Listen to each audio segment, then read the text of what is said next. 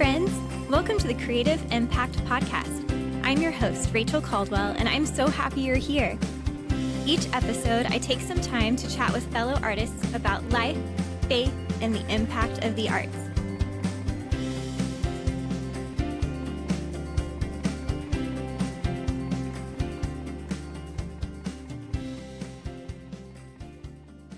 Super excited to be here today with my great friend from college and just getting to reconnect with Elisabeth Mather. And many of you probably know her as Elisabeth Kurashige. So welcome to the podcast.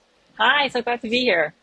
Yes, it's so fun to get to reconnect. We did see each other in person, which is really fun at the Belhaven 30th reunion last fall. But to be able to reconnect again this way is definitely a treat and a gift. So thank you for taking some time out of your week to get to chat, and I'm excited to hear more of your story and kind of especially post-Belhaven, where the journey has taken you. So I would love to let you introduce yourself to all our listeners or anyone that's listening or watching today. And hello, fellow Belhaven alum who may be watching. Hi, I'm always down for an opportunity to talk with Rachel, so that's a huge plus. I'm Elisabeth, and I'm currently a licensed mental health counselor.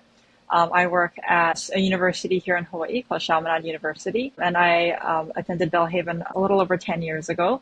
And that's wild, right? I know. It's been over 10 years. This is crazy. So I actually did spend quite a long time teaching dance and also dancing, semi-professionally, I guess you could say. And at the same time, while I was getting my master's degree and transitioning into a career as a counselor. So I currently do just counseling. I don't really teach or perform a whole lot anymore. So that's kind of my new career. That's amazing. Yes. Which part of Hawaii are you in? Honolulu? Yeah, I live in Honolulu. That's incredible. So cool. And I know you grew up there as well. So maybe that would actually be a fun question. What were some of the maybe highlights of growing up in Hawaii, or any challenges of growing up on an island? Sure. I mean, this is, my home. I think like a lot of people, it's hard to imagine growing up anywhere else or what that would have been like. But I think, I love living here. Yeah, it's hard to just describe what home means. But I think some of the challenges I would probably just be as far as dance, it's pretty far away from everything. So going to things like dance intensives, or auditioning even for programs, that was a pretty big challenge, and it is for a lot of people who grew up here. Right, that makes sense. It would be a lot bigger investment to have to fly, several hours across the ocean to get to some sort of intensive or workshop. So, yeah. Well, we'll definitely be circling back to that when we get into kind of what brought you to Belhaven and that part of your story. But before we do that, wanted to acknowledge that we are in the middle of our Belhaven Dance Alumni series, celebrating 30th anniversary of Belhaven Dance, and just excited to be able to connect with people through the different eras, I guess, or seasons of Belhaven Dance. And what's really fun is that you and I got to overlap while we were there and got to kind of experience a lot of the same, I guess, professors and classes and everything, and sort of just the general atmosphere of Belhaven at that time. And so yay, Belhaven, 30 years, woohoo, or Belhaven Dance. Super fun. And as we get into it, we'll do more of your experience. But maybe as we're starting, is there one memory that stands out during your time at Belhaven, especially in the dance department, I guess? In the dance part, I was going to say my memory of you was I remember there was this one time I was really sad and you were my RA, and I think that some sort of friend conflict must have been happening. And I remember you had I had just happened to end up in your room and you were trying to kind of talk everyone through what was going on, and everyone had already left and nothing was really resolved. So you were just talking to me, and you told me your whole kind of your life story basically. And I remember kind of leaving and being I'm okay now. And that just stands out as a memory of a time where I got to spend a lot of time with you, and that was such a expression of care.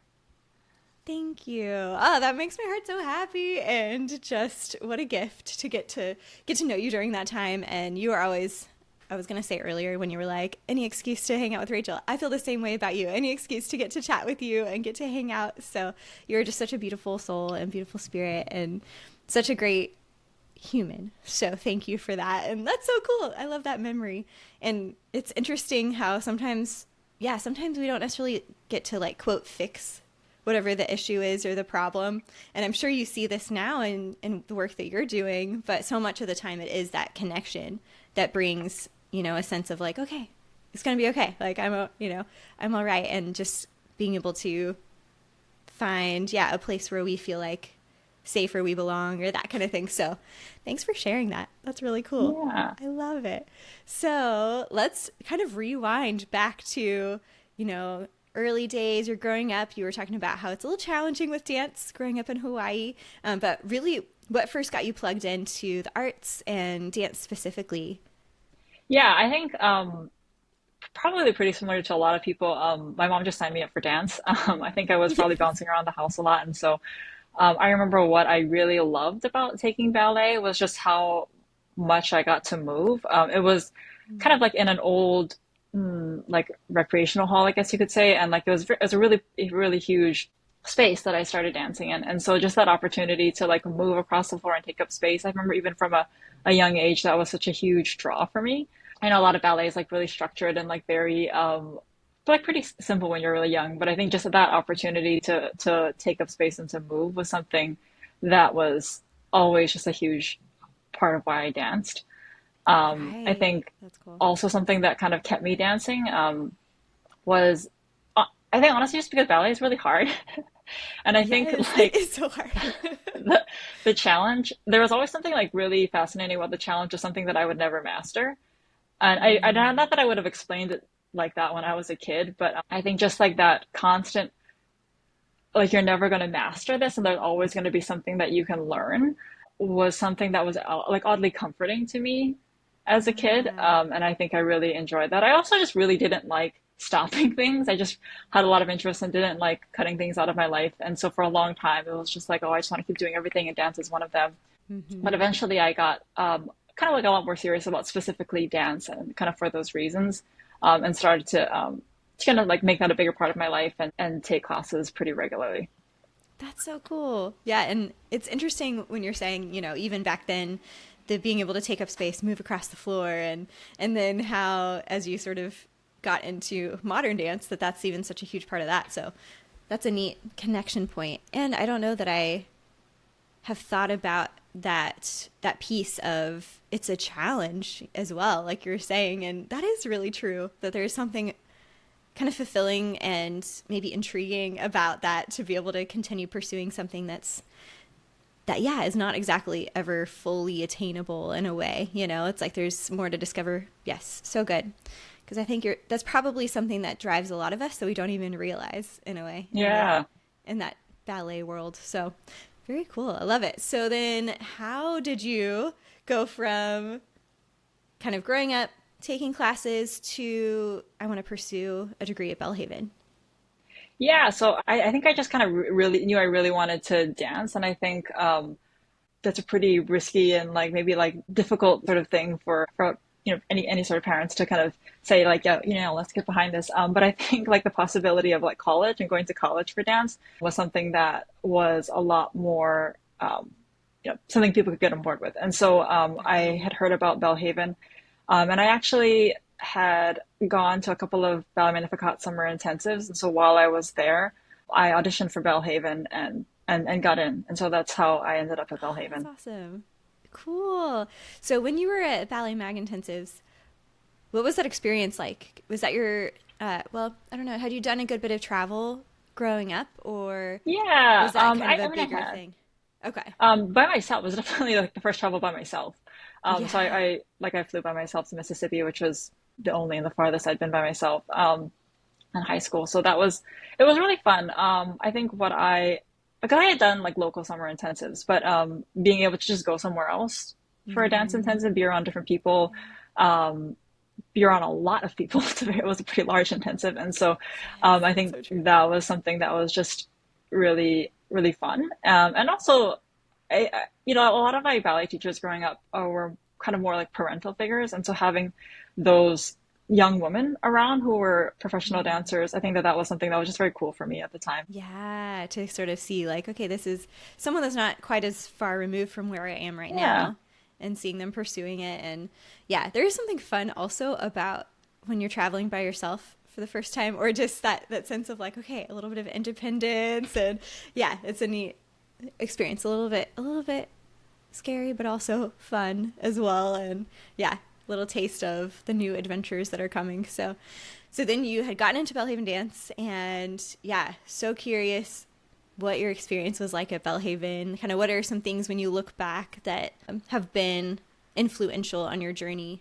Yeah. I think I knew going into Belhaven that I wasn't going to be a ballerina, even though that's all Mm-hmm. I had really done on a regular basis up to that point. I went to a very like ballet focused studio. But to be honest, I was like just pretty mediocre at ballet.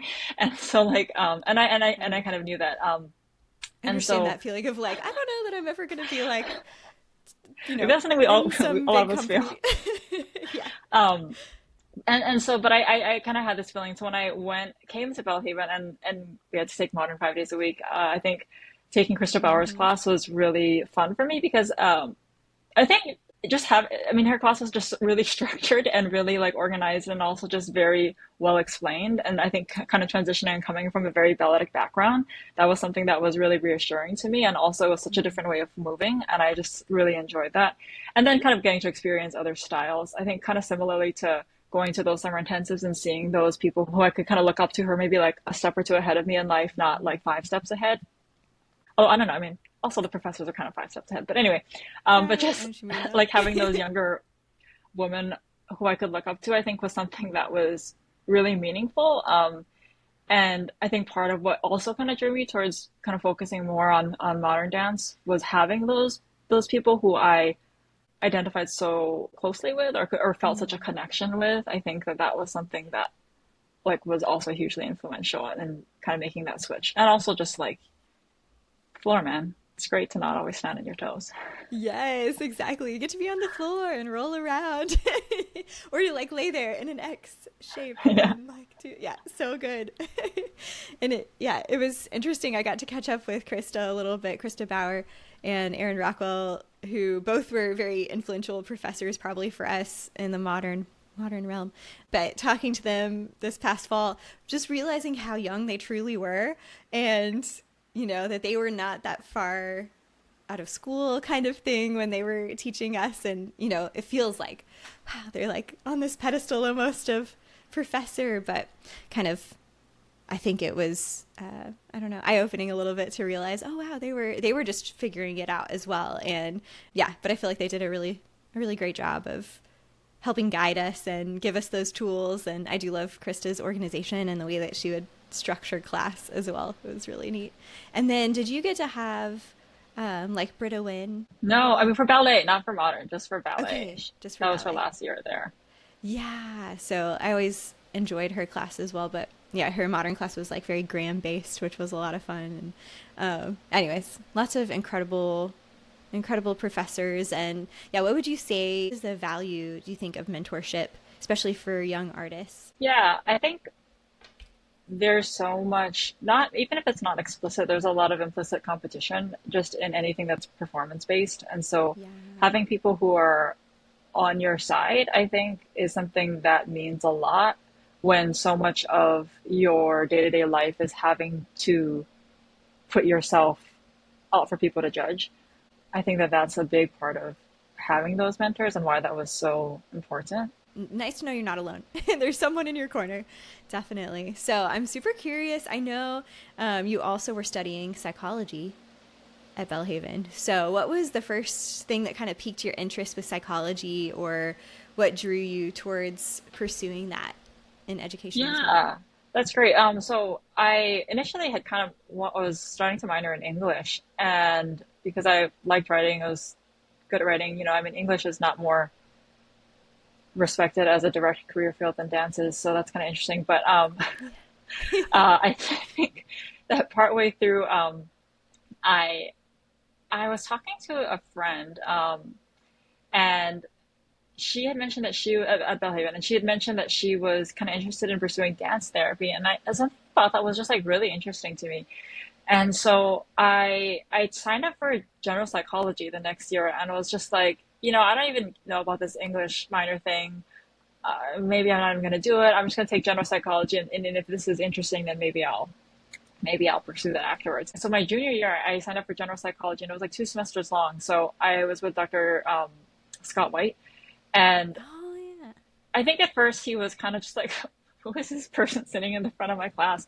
But then I started turning in papers, and he was like, oh, and so he invited me to be a part of his like honors research class, and I just kind of, and so like going into my senior year, I figured out, oh, I actually can finish a minor in psychology, so I like kind of crammed that psychology minor in my senior year, and he had also kind of been talking just about kind of some new directions in psychology at that time, and how kind of the treatment of trauma through nonverbal movements. And so, I mean, just nonverbal therapies. And so dance therapy was something that I was really interested in. Kind of after graduating, I kind of did some kind of research on like looking into the dance therapy as a degree. And it was such a kind of a new field at the time. I had some questions about how easy it would be to get a job afterwards. And I think ultimately, like when it comes to just career and vocation, I had to kind of be honest with myself that I'm not the kind of person who is wants to spend the rest of their life advocating for people to create jobs for them. Um, Mm-hmm. and so I ended up looking more into kind of just general counseling and psychology. And to be honest, like I wasn't so sure that I wanted to be a counselor or a psychologist that I was ready to spend the money for a doctoral degree, Right. and just to kind Because of that's a like good bit of invest that. investment and, Yeah, more yeah. education and everything. Yeah. And a lot of, I mean, I hadn't done a whole lot of like kind of experiential work in the field. So I ended up pursuing just a master's in counseling psychology at the university that I now work at, actually. So I went that route. That's awesome. Yeah, that makes a lot of sense as far as kind of how that journey happened. And then I know like Jessica also she was a psychology major, correct? I'm trying to remember. Jessica Yeah, she's a Polson. psychologist. Yes, exactly. Incredible. So shout out to Jessica. Ooh. I love that. So many just incredible giftings and different people like seeing where they feel like they can connect in and, find their niche, whichever way you say it. So I love that. So thinking back to your time at Belhaven, were there any moments that would shape your next few years post college? Yeah, I mean, I think something that was pretty difficult was just, again, like kind of being from so far away. Being able Mm, to audition was really difficult. And so for a lot of people I think lived in closer proximity to larger dance centers than I did, just kind of by nature of being on the continent. And so I think one of the challenges that I kind of had was that if I wanted to pursue dance, I kind of would have had to be in like eeny, meeny, miny, mo, like city, and then kind of trying to yeah. establish connections and a career there. And that was, especially just in the sort of gig economy that is and was prevalent. Like I think a lot from preceding that time, just the kind of the shift from like contracts to gig work had kind of already started to take shape. And Mm-hmm. and so I think that that was a challenge that I hadn't really kind of understood kind of going into college, and I kind of was really, really trying to grapple with after college. So I think that that was something that also kind of shaped my decision to pursue counseling. Yes, that totally makes sense. So then how did you get plugged into, was it Convergence Dance Theater that you were a part of post Yeah, Belhaven? I think I just showed up for class one day. Oh, nice. I That's the think I just best too.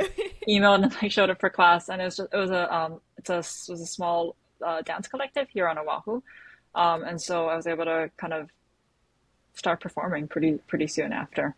That's great. I love that actually, because then you're just getting plugged in, taking class, getting to know the people, and seeing like, oh, this is great. Like I enjoy being with you guys and moving with you all. And yes, we were in Austin, Ben and I, for a couple of years, and it was kind of like that, where you could kind of just go like take class or maybe go join in for a company class somewhere, and it was just neat to form those relationships through being in the community and just getting into a class and that kind of thing. So I love that.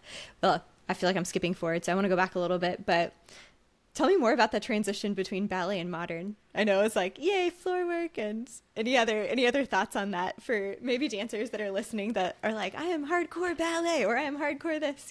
Yeah, so I think something that's kind of interesting is like when I was in high school, I would occasionally see videos of myself and as ballet point, all that stuff. Like, and I remember thinking like, wow, I'm not very good. And I think my first this was my first year at Belhaven. There was a Doxa concert, and my friend Christina was choreographing, and she's like, I really want to choreograph a duet with you and another person in our year. And so I was like, sure, whatever. And so we did it, and I remember it was fun, and I remember watching that video and being like, wow, I'm actually like not bad at dancing. Like this was like pretty good, and Yeah. and I think kind of being able to see myself in something that wasn't classical ballet or even contemporary Mm, ballet, I think was something that was transformative for me, kind of knowing that, oh yeah, like this is something that I connect with. I think also I one of the things that probably shaped a lot of my experience at Belhaven was my first semester. I was kind of cast as a second, like an understudy in one of Caleb Mitchell's pieces, and I oh, yeah. think I mean, you can fact check this with him, but I think it's he just picked me because of my last name, and because I I'm going to be reminded him of interested. someone he knew. Nice. And but that kind of like that such that happenstance sort of random circumstance was something that also I think allowed me to do something that I was pretty unexpected, and for people to see me doing something that was very difficult and different.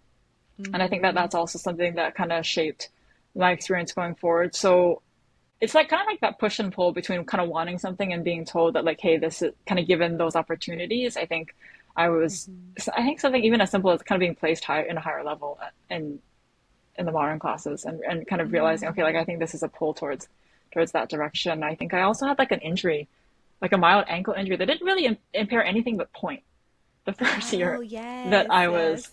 there. And so that also played a role. So it's a lot of like those little things where in and of themselves they don't seem like kind of big influential decision makers, but they're kind of shaping the path along the way. Right, right, exactly. And I think that's really beautiful. Also, kind of discovering what feels like it sort of fits into naturally how we're built and who we are and how we move, just God given as well. So interesting thinking about all of our different journeys with discovering kind of our own voice as artists as well as movers, and then how can taking those tools from things like classical ballet or whatever. But yeah, I love what you were saying about the push and pull, and that it's a little bit of both. Like you're maybe pursuing it in some ways, and then it's also certain things just circumstantially that are pulling you that direction, that kind of thing. So, yeah, thanks for sharing. I feel like there's probably, I know that there are like college students that listen, and maybe even some high school. So just for them to hear, it's okay also to discover like that there's maybe a different route that you weren't planning on necessarily, but could be a really beautiful path moving forward. So, yeah. So thanks for sharing your experience with Yeah. that. So cool. Yes. So, thinking back to Belhaven, so I know you mentioned when we were like going back and forth before the interview that you attended ADF, so American Dance Festival, and was that the internship that you did? Yeah, technically it was a stagecraft apprenticeship, so it was like a kind of like Okay. scholarship to the school, sort of like, but kind of the work we did was not very different than the interns. So yeah, when I was a freshman, Tiffany Strefferman and Amy Morrow came back from their internship at the American Dance Festival, and they were talking about it Hmm. and what that was like. And I just remember thinking, you know what? That's what I'm gonna do. Between my junior and senior year, I'm gonna go to ADF.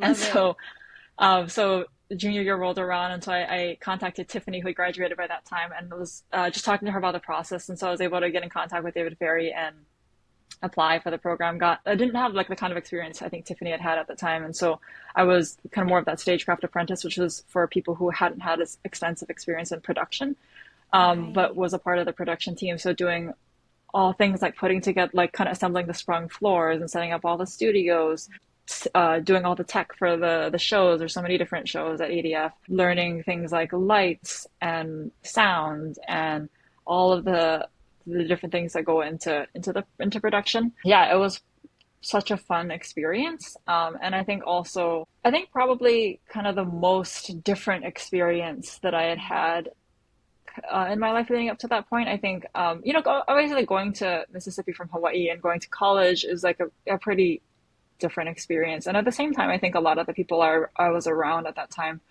weren't super different than the people that I'd grown up with, in a way. And so I think going to ADF was definitely a time where I was around a lot of people who were really, really different than me in a lot of different ways. Yeah. Um, and that was pretty, I think, crucial for me to experience, and a lot, like for a lot of reasons. I think, and this, so one of the reasons that I think that this was so pivotal is I think that there's a huge, there was, I mean, I imagine there still is a kind of like tendency within Christian circles and within Christian dance circles, uh, there's a lot of fear, I think, sometimes about people outside of Mm. Christian dance circles. And that's not at all my experience at Belhaven. Like, but I think kind of preceding that, there's a lot of fear about about stepping outside of Christian dance circles and what that would mean. Whether it's like people aren't gonna like you, or people are gonna like, maybe almost like a persecutory uh attitude Mm. or fear that like people are going to put you down, people aren't going to respect you, you're going to have to fight, you have to stand up for Jesus. There's a lot of like, I don't know, like even like kind of militaristic sort of metaphors that That's Christians true. There use. are a lot of metaphors like that. Yes, where you're right. Yeah, And I think kind of coming from that root of fear versus from love, right? For other yeah. people. But yeah. So I think that that was something that had, I think being at Belhaven had started to kind of break down, because that's definitely not something that will experience there. Yeah. But breaking down some of those kind of earlier messaging, both in Christian dance as well as just kind of like kind of Christian circles in general. And so I think going to ADF and being around again a lot of people who are really different than me, I think, well, number one, like I think just the different dance companies, it was a lot of different companies like Palabolis or Stephen Petronio and Kate Ware and Hubbard Street, and it was weird, and I loved it. And I think Yeah. just being able to see so much dance that was so good and so different than what I had experienced up to that time was something that kind of broke down a lot of that fear-based mentality, and just having so much respect for the creativity that people brought to that place. And then I think on the kind of more of that interpersonal aspect, thankfully I had that kind of that intuition and maybe like even that like that spiritual like push from God to be able to kind of put myself on the back burner and to listen and to be really curious about people's stories and to ask and just to allow myself to be changed by the people around me. Yeah. I think a lot of times as Christians, we think that our job is to change people. And so what we also don't necessarily emphasize is that sacred work of being changed by the people around us. Yes. And I think that Yes. that's something that really happens at ADF for me. And I think that that's a big part of what enabled me to be an effective counselor. And as I started that career field was opening myself up to the process of being changed by people. That's beautiful. Yes. And I think something so key that you mentioned is that curiosity, and just wanting to learn and ask questions about people, learn about people. And I love that through line also into what you're doing and your work now. So you've done ADF. That does sound super, just very like eye opening in a way, and also kind of helpful as you're going towards graduation. And then I know you moved back to Hawaii, and you had said you started taking class, start dancing with Convergence, doing some performing. And at that same time, were you also teaching dance as well? Yeah, so I taught at some different studios, the one that I grew up at, and then a couple of other ones I taught. So over the years, I taught kind of everything from 5-year-olds to all the way into adulthood, mostly ballet and then modern, like contemporary modern, with a few other things kind of thrown in there. But Nice, yeah. sprinkled in here and there. I feel like that's how it goes with teaching. Is it's like, oh, and then at some point I taught like a random hip hop class, or whatever it may be, or yeah, something little fun. Like And one when you're time like, I people taught. ask you to sub hip hop, I'm like, why are you asking me to sub hip hop? Like, this is not something that I do. Exactly, this is not my strong suit or my gift. It's so funny. I know I taught like very beginner tap for a very brief season, and I mean, I took maybe 1 year of tap when I was younger. And so I'm like, I really have no qualifications for this.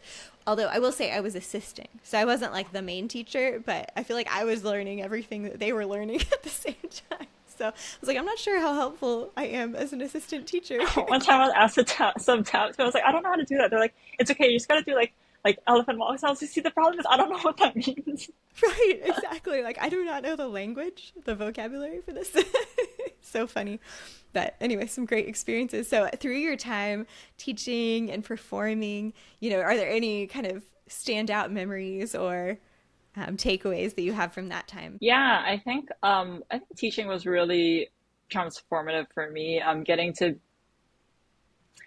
do something that I really loved and was like pretty good at, I think was something that, I mean, like a lot of things, it's really transformative, and just being able to build who I saw myself as, and being able to build those experiences of being skilled at something and knowing that I have a place in that, I think Mm. was something that was really helpful. One of the memories that stands out to me was I was about maybe like a year or so into teaching after college, and I had taken over an advanced ballet class, which up to that point it had all been all like pretty like younger or maybe intermediate students. So this was probably the first advanced class I was teaching, and it had been about a semester, and we were just switching up the schedule. So I was telling them, okay, guys, like, so next semester you're going to have a different teacher. It's so and so, and you won't have me anymore. And I could see all of their faces fall. And I was like, what's Oh. wrong? And so the oldest of them kind of spoke up, and she was like, that teacher, she's too happy. You're just the right amount of happy. And, Aw.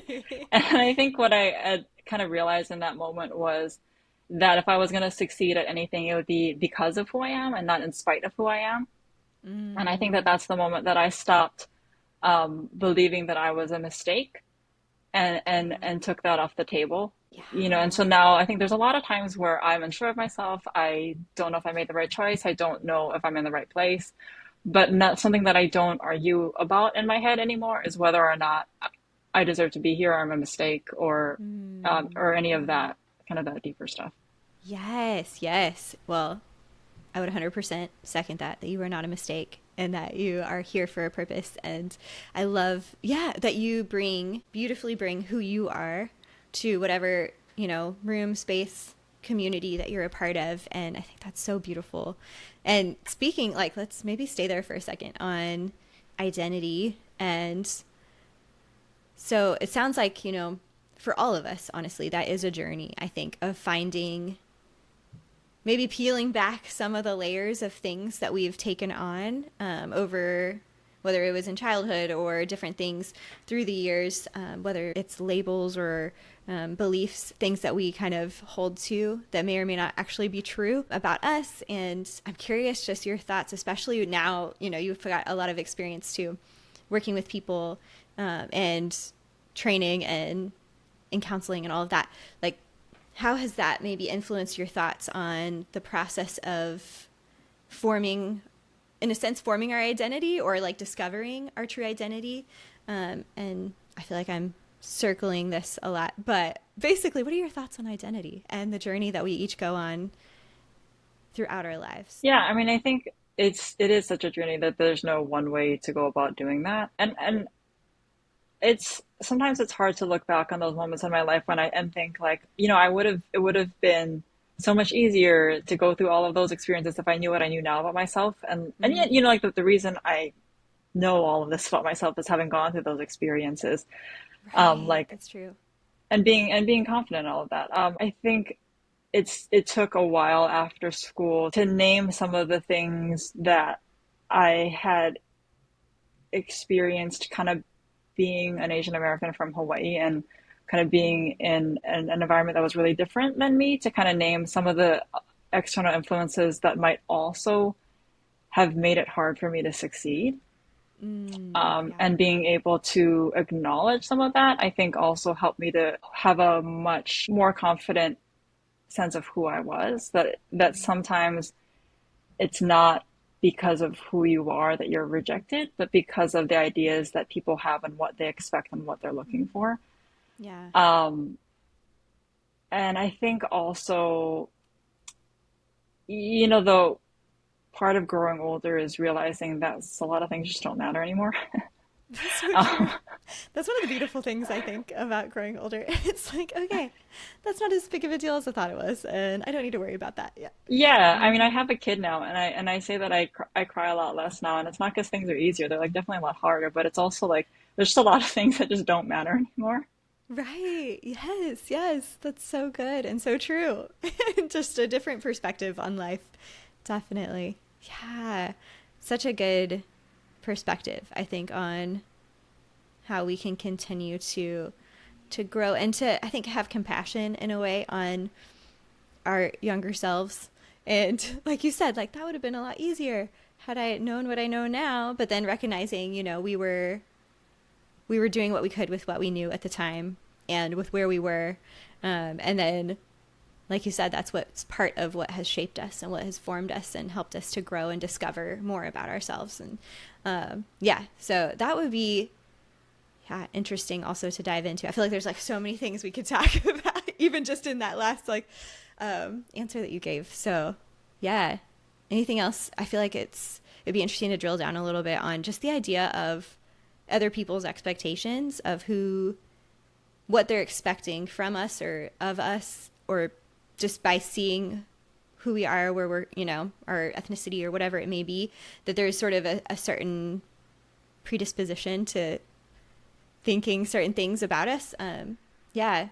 Any thoughts on maybe how to like recognize or like uncover some of those things in our own lives? So, if there's someone Yeah, that's I mean, listening, then yeah. something that I like work with a lot of my clients now is being able to name a lot of racial microaggressions that they experience. Mm. And to name harm does not mean to condemn people, but to name the harm that you're experiencing, I think is something that's really important because that's how that's how we have compassion instead of shame. Oh, so Um, good. that's how we work out our community relationships.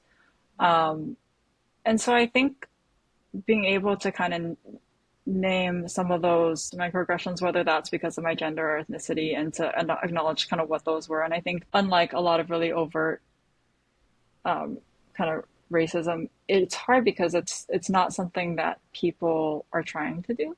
Like it's not something Mm. that it's easy to kind of pinpoint.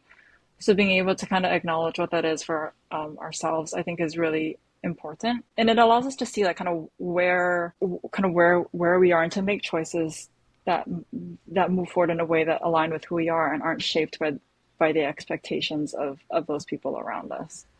Yes, so good. And that that line there where you talked about, it moves us from shame to compassion is so beautiful. Such a profound thought to think about, just even like recognition and us being able to identify some of those things, then we can say, okay, it's no longer internally like turning, I don't know, negatively towards myself. It's more, okay, how can I have compassion for people, one who may be experiencing similar things, or people who may be part of causing some of this hurt, but realizing possibly more of the story of like where that could be coming from and that kind of thing. So that's really, yeah, that's really beautiful. Thanks for going a little more into that. It would be really fascinating I feel like that could be a whole conversation.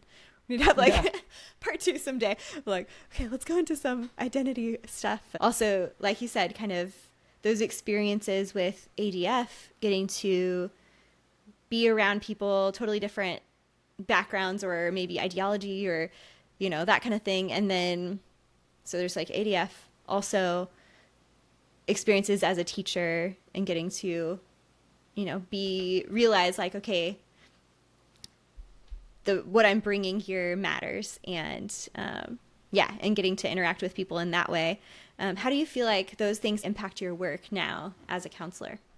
I think a lot of the process of teaching has shaped the way that I counsel and also just like help train kind of counselors or like counselors in training. Mm. Um, having that understanding and going through the process of being able to really understand creativity and like the constraints that you go through and why they're necessary in order to be creative, like to that process of choreography and improvisation, Mm-hmm. I think has helped me to be able to teach and to pass on things beyond like the creative arts, right? So beyond like the process of going through improvisation and learning choreography and going through all of those different like classes, I think has had so many implications beyond just making it dance, but Mm, even just like how I approach eliciting growth and information from people. Um, right. I think that that's been a big part of my journey as a counselor, and I think also kind of being in that place where I've thought really deeply about teaching ever since I was a teenager. For for whatever reason, just I had a lot of opinions about teachers and teaching, and so being Mm-hmm. able to kind of take that into actually teaching and to learn kind of what worked and what didn't, and what enabled people to feel like they were learning and growing, and what caused them to feel like they were just kind of being spoken at. Um, Mm, I think that that's yes. also something that I take into counseling Yeah. as well, and teaching other people how to be counselors. Right. That's really neat. So you're getting to train other counselors as well, or people who are coming up becoming counselors. Yeah, yeah. That's awesome. I love that. So yeah, just it's neat seeing those transferable skills, things that we're learning along the way, and then how it can be a totally what feels like a totally different thing, but that it's really connected and that there's a lot of overlap. Yeah, Yeah. I think something that I really like enjoy the process of is teaching is because the dance is so ephemeral and also so intuitive for a lot of people, especially people who are really good at it. And kind of being someone who was not that good at dance for a long time. Um, I like people like don't believe that all the time, but then I'm like, like there was a whole like BFA between like and me now and like back then. Right, Um, right.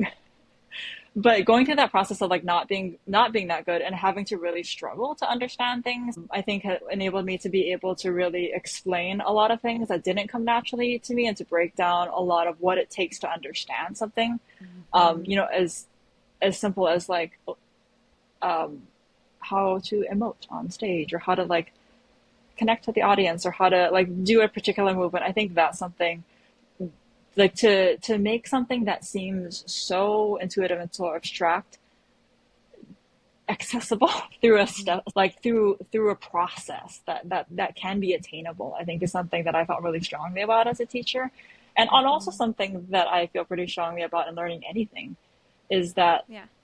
that being naturally talented and being intuitive and being able to have that is is really useful. But intuition and that kind of that natural knack towards something isn't magic. It's that accumulation and then automatic deployment of acquired knowledge. And so I think that that's Mm. something that I was really just really into as a teacher, and like helping people succeed in that way. And I think that that's, I remember there was a particular student that I have been working with at a studio. They're just in my class and they were great. But we had kind of like some of the other teachers had been kind of concerned about like, oh, like they seem to be kind of like having a hard time, like they're crying a lot, like is this and I was like, they are, no they're Right. not.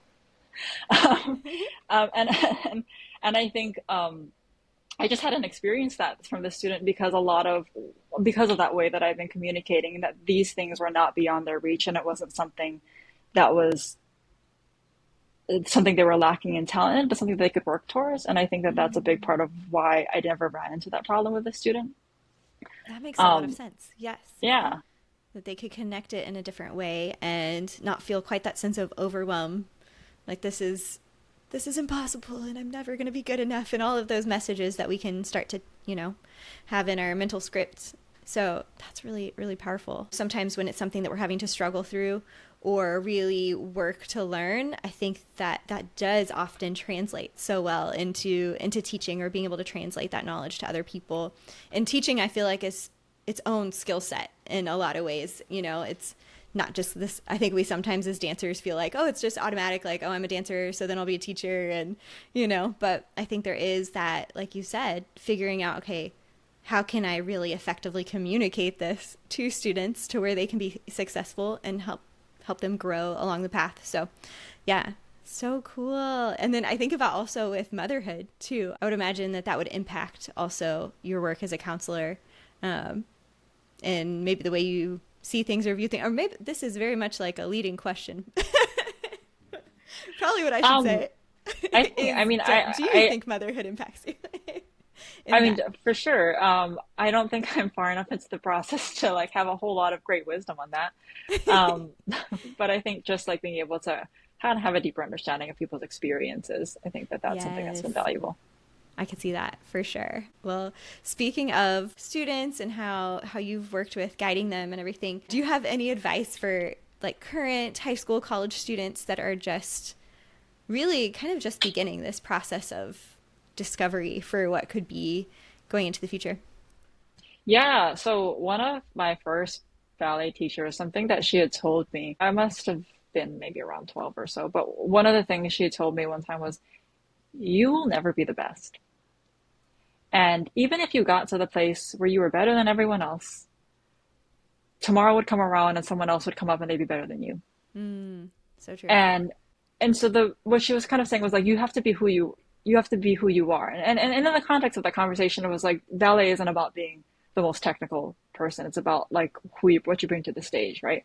But I think Mm-hmm. also kind of speaking more broadly, when we shape our lives on being better, than other people, or even just like I need to be better than myself all the time, like that's not in and of itself an identity. um, Yeah, that's true. and so kind of knowing, kind of being okay with who you are. So even like in my work now, right, which isn't the kind of competitive work that like, auditioning and being a dancer is, I think Mm-hmm. being able to remember that like I don't need to be the best in my field in order to make a difference and to like help people. I strive to Mm, be the best that I can as much like all the time, and that never changes. But also like I can be exactly who I am and where I am, given the limitations and the strengths that I have, and have a place in this world and have and a meaningful place in this world.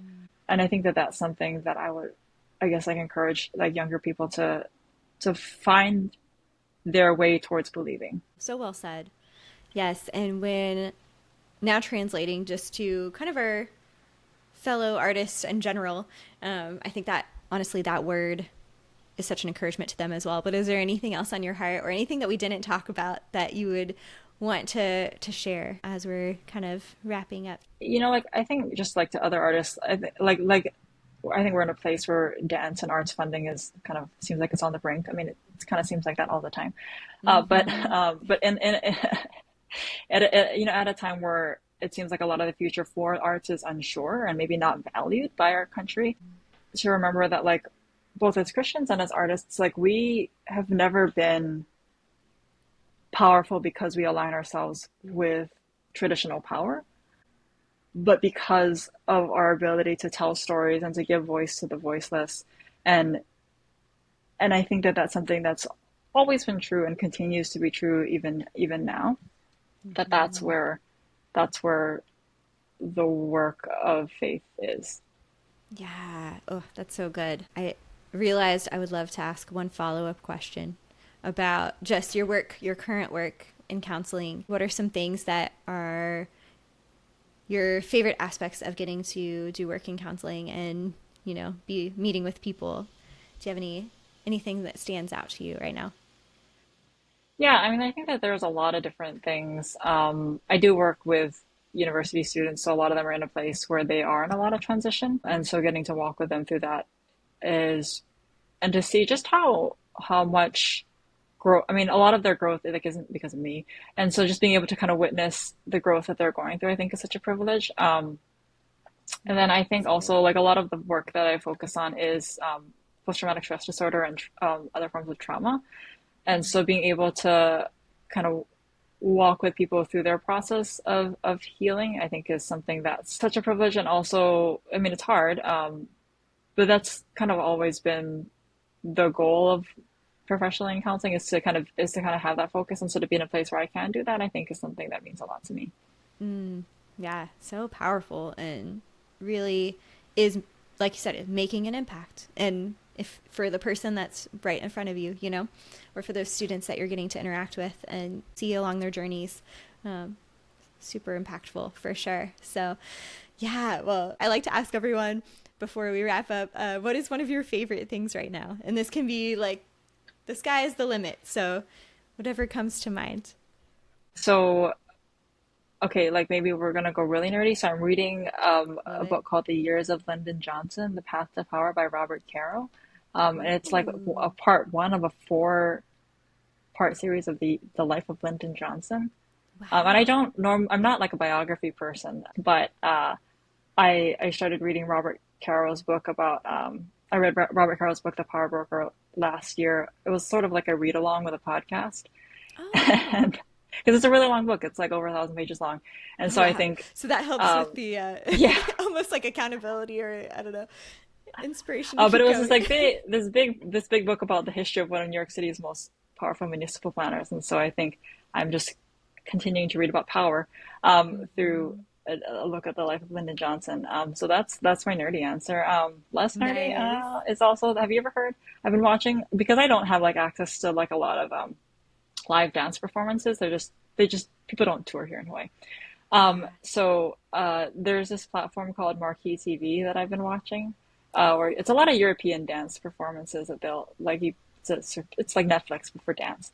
So I've that's been awesome. I haven't watching a even lot of heard of it. that. Oh yeah, That's really neat. it's honestly like a really bad quality app, but uh, it's got some Gives great that dance on it. access. That's Yeah. great. I love that. I'll have to look into it for sure. That's really fun. Yeah, great answers as well. And I'm always here for the nerdy answer too. So I love it. It's really fun. Yeah. So also, this may be just like a bonus for the end, but you mentioned you have a funny story from ADF that would be fun to share. Oh yeah. See, I don't share. You have to share the story because like nobody understands why it's funny, but maybe some people in the audience will understand why this is funny. Yeah. So so part of like production, the production team at ADF, we had been doing the program was to bring Shenway's Undivided Divided to North Carolina, and it was going to be done in an art museum. So white walls, everything is white. Like white, and part of Undivided Divided is rolling around on the floor in paint. So everyone Mm-hmm. was very much on edge in this whole thing. We had to lay out like all of this like clear vinyl flooring, and everyone was really nervous about the floor being scratched, and just like all of the museum's administrators, I think, and ADF's like production team was just really stressed out about all of this. And so um, and I think just in general, like so if you ever get a chance to see Undivided Divided, it's really cool, but it's also like involves a lot of like pseudo nudity. They weren't actually nude in that particular performance, but and rolling around the floor in paint and structured improvisation, which is like what everyone loves to hate about postmodern dance. And so Right. um, so we had been kind of setting up, and part of the show was putting down these kind of like 5 foot by 5 foot big wooden boards that had kind of been used in a performance, so they had paint on them, and we had to like lay out just, like a bunch of them all over the museum, just like to get ready for the show. And so we'd set up lights and we'd roll out all the floor, and we're putting all of these down, and then Shen Wei finally arrives, and he like takes a look around, and then he like looks at me and my friend, and he's like, "That panel, move it over there, and that panel, move it over there." And so we're like running back and forth, like moving these panels that look like exactly alike. So like different like places in the museum. Until finally Yes. his technical director like kind of comes up to us, and he's like, "When you put that down, just run away, leave." And so we do the whole like I don't know, like Tom and Jerry thing, where we like put it down and we're like slinking away, and so like literally like hiding in a corner so Shenwei doesn't see us. And That's so hilarious. eventually, like, after he realizes that like there's someone there to move stuff, he just like moves on to other topics. And that's the story about how I ran away from Shenwei.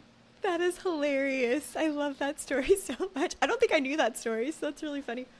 That's amazing. Thank you for sharing. Well, Elizabeth, this has been such a gift just to hear more of your journey and from a different perspective, like looking back now over a decade ago, being at Belhaven together. So thank you for just opening up and sharing so much of your life with us today. And I know it feels like we can only scratch the surface in an hour, but definitely know that this will really be meaningful for people that are listening, and then also so fun for our fellow alumni to get to catch up with your life a little bit. And and I know you had said if people have questions that they can email me, and then I can forward that on to you and let people get in touch that way. But yeah, thank you so much for giving of your time to do this, and I'm just so grateful for you as a friend and as a fellow Belhaven alum, and I'm so proud of you and the work that you are doing, and thank you for just continuing to spread like light and truth through your work. So yeah, love you, friend. I love you too. Thanks for having me.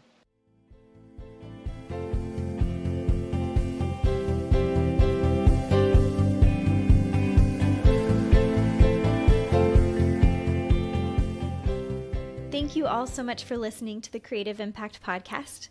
The music for the show was produced by Michael Cash. Until next time, remember that you were designed to create. You were made to inspire. Continue living with purpose and making an impact. I'll see you next time, friends.